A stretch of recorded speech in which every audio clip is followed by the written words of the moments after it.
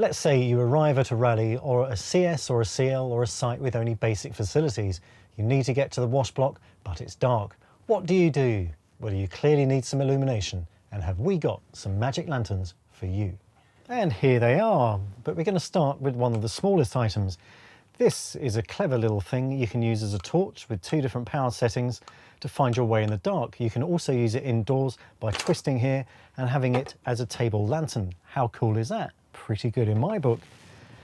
A variation on the same theme is this one from Outwell that basically pulls at the top here, and you can have it again as a table lantern, or perhaps when you're on your way to the wash block but you can't remember where the van is, say your awning light isn't working for example, maybe you can just pop it on the top here and it'll flash like that.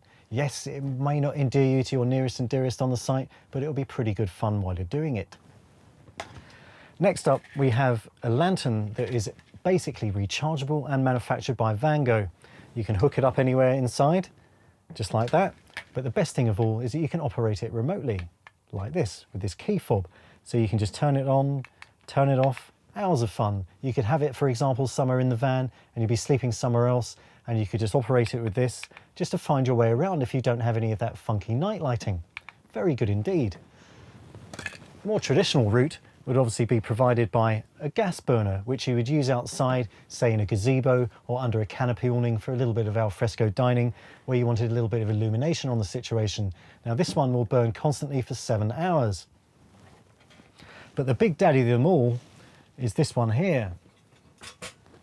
This is a petrol burner and will give you 14 hours on one little reservoir, 200 watts power output, making it ideal for people that are thinking of wild camping or staying for prolonged periods in one place where they need a lot of light. Now, for obvious reasons, I'm not going to light it indoors, but if you left it outdoors, you get the idea. It's a lot of light in a very small package. So why are you going to need a lantern if you have a smartphone with a torch in it? Well, the answer is quite simple.